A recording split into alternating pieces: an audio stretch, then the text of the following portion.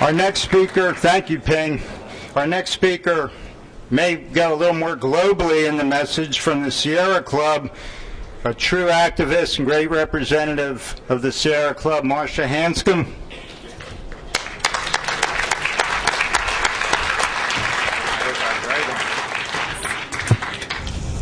My name is Marcia Hanscom. I'm Vice Chair of Conservation for the Sierra Club Angeles chapter, and I've served on our Sierra Club National Board of Directors. And I want to say to you that there's nothing better you can be doing this weekend, Earth Day weekend, than standing up for clean and healthy communities.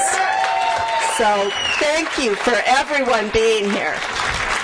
And I also want to say that it's not okay. It's not okay with me. It's not okay with the Sierra Club for you to be exposed to toxic fumes that we know are causing cancer and other harmful effects to you, your families, and even your pets. I mean, it's amazing to us to have watched some of the things go on in this community. And we're fighting very hard in the Port of Los Angeles to clean up some of the fumes that are there. It's really clear that these things are not good for us. The city of Los Angeles, with our mayor and our wonderful city councilman Bill Rosendahl here, have really gotten that message. We're a little bit surprised that the city of Santa Monica has not been more forthcoming, and we are thrilled today. We are thrilled that Councilman Kevin McKeown has now come out in support of AB 700, and we hope his leadership will spread. And we also want to talk about responsibility, because obviously our elected officials can do so much, but there's a lot of personal responsibility that needs to be looked at in this. And we hear a lot right now about global warming and all of the different fumes, all of the different things that happen from our cars, but we don't hear anybody talking about what's happening with jets. We don't hear about hybrid jets, for instance. We hear about everybody needing to get hybrid cars, and there needs to be more of a dialogue about what kinds of things these jets are doing, not only to the human health, but also to the atmosphere. And there were some interesting studies that were done, in fact, on 9/11, when several days these jets were not allowed to be in the air. And all of a sudden, scientists were able to look at what kinds of things were happening to the atmosphere. So I think that we need to have more of a view on what's happening. We just recently heard the Los Angeles Times about 2 weeks ago had an article about our governor and how he's trying to offset his jet fumes from his personal jets by planting a tree somewhere.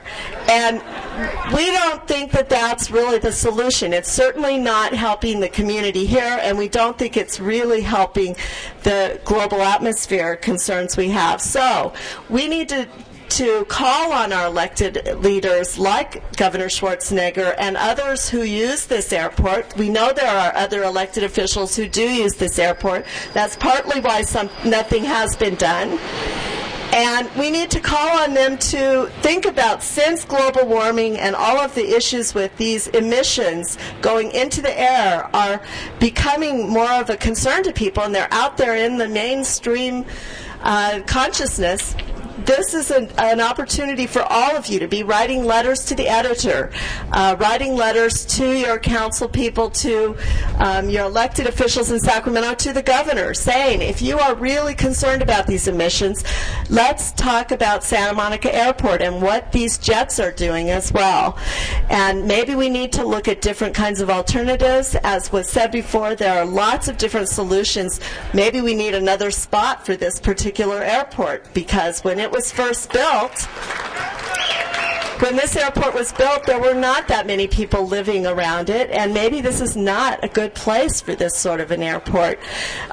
Who knows what the total solution is, but we aren't going to get there unless there is a massive outcry, which I'm just so glad and heartened to see all of you here today with this outcry, because this is the beginning of more communication that needs to be out there in the mainstream. We've got to get lots and lots of people. Each one of you needs to go home and talk to 10 more people this week that can be part of this cause.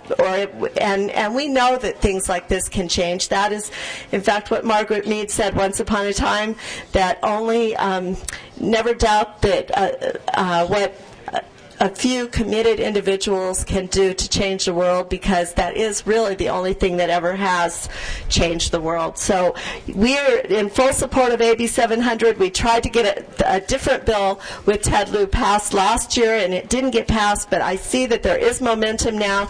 And if you will all write to Senator Sheila Kuehl, she's very important to this, to Assembly Member Julia Brownlee, and plead with them to support this bill, AB 700. That's one of the best things you can do this week. So thank you, and get out there and do some more work. Thanks.